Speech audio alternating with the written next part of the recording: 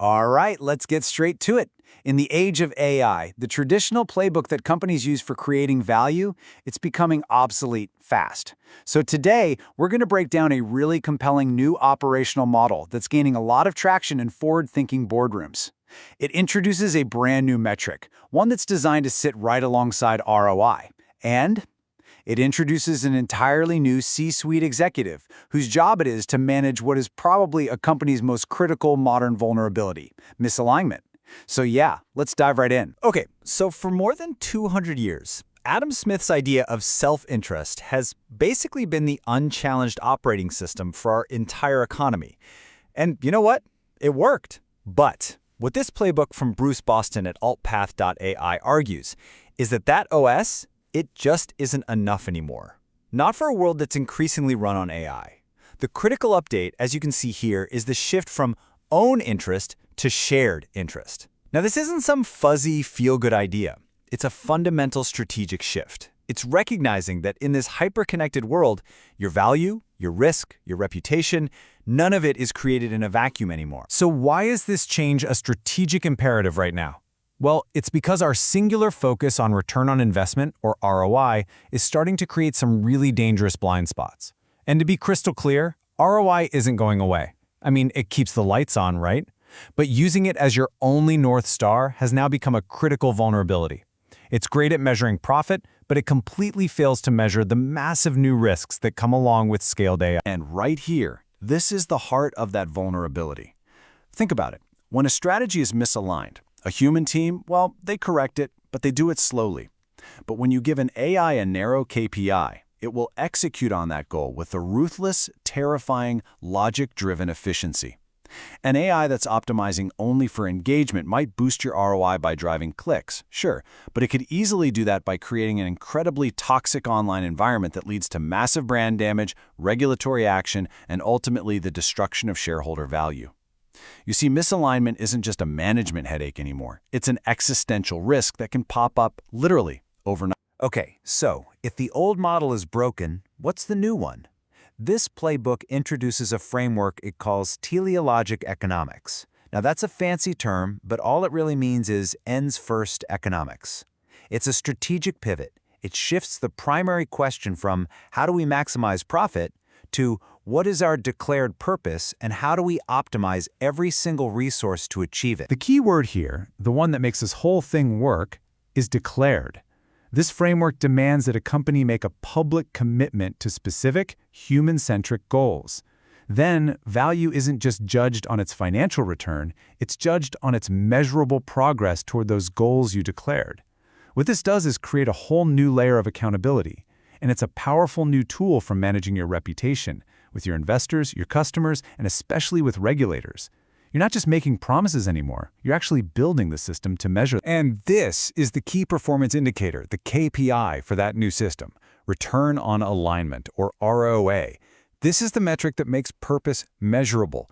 It literally calculates the progress you're making towards your stated outcomes for every unit of resource you spend, whether that's money, people's time, or compute cycles.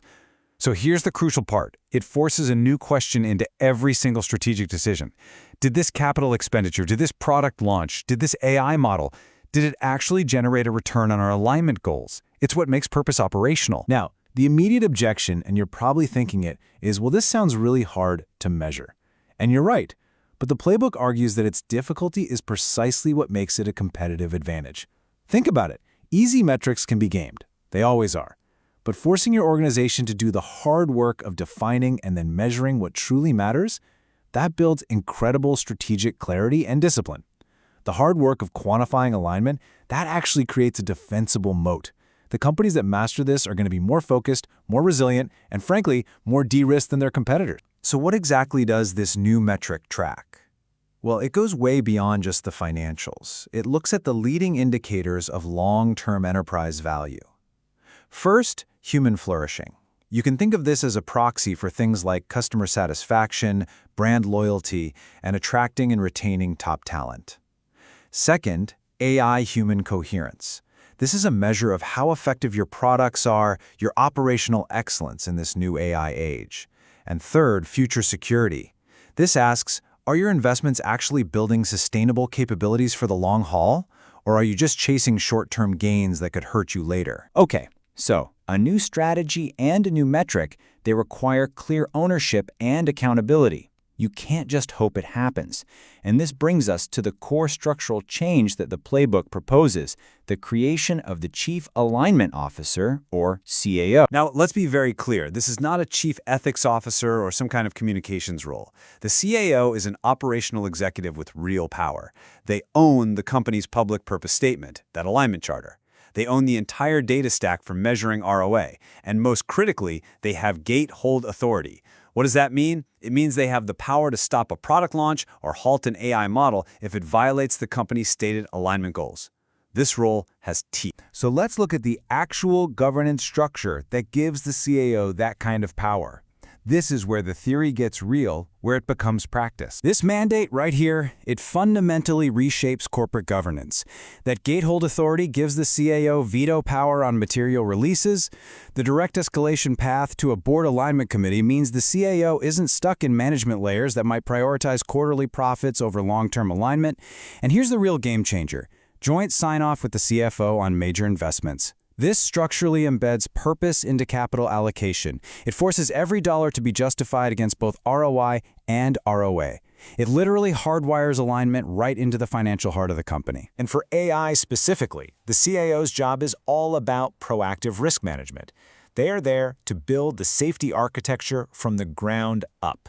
This means setting non-negotiable alignment requirements for any AI project. It means implementing standardized testing systems or eval harnesses with clear service-level agreements. It means enforcing continuous monitoring for model drift and having kill switches ready. And finally, requiring these so-called nutrition labels, model and alignment cards for all AI systems. This creates the transparency and the audit trail that you know is going to be non-negotiable in the coming wave of AI regulation. This is all about future-proofing the business. So the output of this role isn't some philosophical document. It's a set of concrete, tangible deliverables that signal commitment to the market. The public charter creates accountability.